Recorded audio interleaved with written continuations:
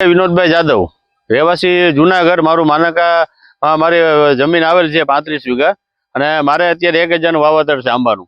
મારે અત્યારે કેરી આગતરે કેરી મારે આવેલ છે આંબામાં.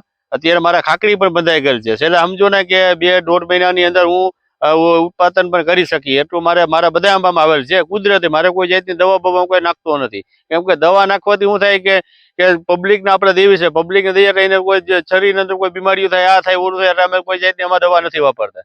બીજી વસ્તુ કે આ વસ્તુ જોતા ઠંડી ઓછી પડે છે, પછી વરસાદ બહુ આગળ આવી ગયો છે, અને જે પાણી અમારે ચોમાસા વહી જાય તે પછી અમે પાણી આંબાવાળા ખેડૂતો એમાં આપતા જ નથી. તે પછી જો અત્યારે પાણી ઉપરથી નીચેથી 2 જગ્યાએ પાણી ભરે છે, એટલે બધાના આંબા કોરાઈ ગયેલ છે. કોરાઈ ગયા આંબા એટલે 1 મહિના 1.5 મહિના કેરી અમારે બધાને મોડી આવવાની છે, અને મારે 1.5 મહિના વહેલી આવી ગઈ છે. પણ આ વસ્તુ કરવાથી ખેડૂતને બિચારાને બહુ હેરાન થવું પડશે, અને એને બહુ નુકસાની પણ આવવાની તૈયારી છે. કેમ કે એવું અમને લાગે છે, કેમ કે સામે ચોમાસું બેસી જશે. જો કેરી તૈયાર થવા મળશે તો ચોમાસું બેસી જશે, એટલે એને પૂરો ભાવ પણ નહીં મળી શકે. હું ડોક્ટર G.R. ગોયલ, પૂર્વ સહ વિસ્તરણ શિક્ષણ નિયામક, જુનાગઢ કૃષિ યુનિવર્સિટી જુનાગઢ. આપણે આ વર્ષે ખાસ કરીને આપણી જે કેસર કેરી, પ્રખ્યાત સૌરાષ્ટ્રની કેરી, એની વાત કરીએ તો આ વર્ષે આપણે વાતાવરણની અસરને કારણે કેરીના ઉત્પાદનો પર માઠી અસર થવાની શક્યતા છે. પહેલાં જોઈએ તો વરસાદ આ વખતે લાંબો ખેંચાણો છે. વરસાદ ખરેખર ચોમાસું સપ્ટેમ્બર મહિના પૂરું થઈ જાય છે, પણ આ વખતે ઓક્ટોબરના એન્ડ સુધી વરસાદ પડ્યો. આ જે વરસાદ પડ્યો એને કારણે જે પાક ઉપર અસર થવાની છે, ખાસ કરીને કેરીના પાક ઉપર. એનું કારણ છે કે ઓક્ટોબર, નવેમ્બર ને ડિસેમ્બર માસમાં જો એકદમ સૂકું વાતાવરણ હોય અને પાણીની ખેંચ આવે આંબામાં, તો જ આંબા સારી રીતે ફૂટી શકે. પણ આ વખતે ઓક્ટોબરના એન્ડ સુધી વરસાદ પડ્યો એને કારણે અત્યારે આંબામાં કોળ આવી ગઈ છે, એ કોળાઈ ગયા છે. એટલે એ કોળાઈ ગયેલા આંબા ફરીથી જે ફૂટવાની શક્યતા 3 મહિનાની હોય છે, એ 3 મહિનાની ડાળી થાય પછી જ ફૂટે. એટલે ખાસ કરીને આ વખતે આંબામાં મોર આવવાની શક્યતા બહુ ઓછી રહે છે. બીજું કે આંબામાં મોર આવ્યા પછી પણ અત્યારની પરિસ્થિતિ જે વાતાવરણ ઊભું થયું છે, ખાસ કરીને સાયક્લોન, 2-3 હમણાં સાયક્લોન આવ્યા છે. સાયક્લોન ભલે અહીં નથી આવ્યા, પણ સાયક્લોનની અસર આપણે અહીં ગુજરાત સુધી, સૌરાષ્ટ્ર સુધી લંબાણી છે.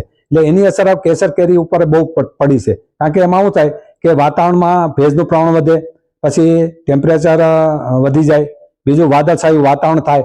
આ બધી પરિસ્થિતિઓ ધ્યાને રાખી ગ્લોબલાઇઝેશનને કારણે જે વાતાવરણમાં ફેરફારો આવ્યા છે એને કારણે આ વખતે કેરીની ઉપર માઠી અસર થવાની શક્યતા છે. બીજી વસ્તુ એ છે કે મોર ફૂટે ક્યારે, કે જ્યારે વાતાવરણમાં એકદમ ફૂલ ઠંડી આવે તો જ વાતાવરણમાંથી આપણે આંબામાં મોર ફૂટી શકે. પણ આ વખતે ઠંડીનું પ્રમાણ હજી સુધી આપણે જોઈએ એવું સુધી આવ્યું નથી, કારણ કે અત્યારે ટેમ્પરેચર જે વેરિએશન છે ને એ બહુ અસર કરી જાય છે.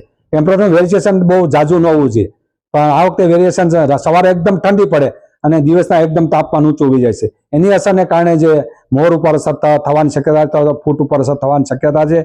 આવનારું જો વાતાવરણ રહેશે ને જો વાતાવરણમાં ભેજ રહેશે અને પરિસ્થિતિ આવી ઊભી થશે અને ગરમી જેવું વાતાવરણ રહેશે, તો ગયા વર્ષે જે મધ્યને કારણે જે ઉત્પાદન ઉપર માઠી અસર થઈ, લગભગ 30% જેવું ઉત્પાદન આપણું 30 થી 50% સુધી ઉત્પાદન આપણું ડાઉન થઈ ગયું હતું મધ્ય, અને થ્રિપ્સને કારણે 20 થી 25%. એમ ટોટલી ગણો તો 30% જ આપણે વળતર મળ્યું હતું. તો એ રીતે આ વખતે પણ જોઈએ તો શક્યતા વધારે રહેશે.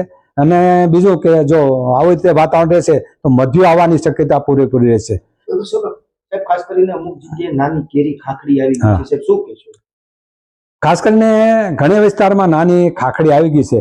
એનું કારણ છે, ભલે ખેડૂતો કહેતા હોય કે ભાઈ અમારા આંબામાં અરલી છે, આ છે, પણ વધારે પડતા અમુક સમયે ખાસ કરીને જ્યાં પથ્થરવાળી જમીન હોય અને જ્યાં પાણી તાત્કાલિક સુકાઈ જતું હોય, અને બીજો એમાં ખાસ કરીને કલ્ટારનો વધારે ઉપયોગ કર્યો હોય તો એને કારણે આંબા ફૂટી જાય વહેલા, અને એને કારણે કેરી આવવાની શક્યતા રહે છે.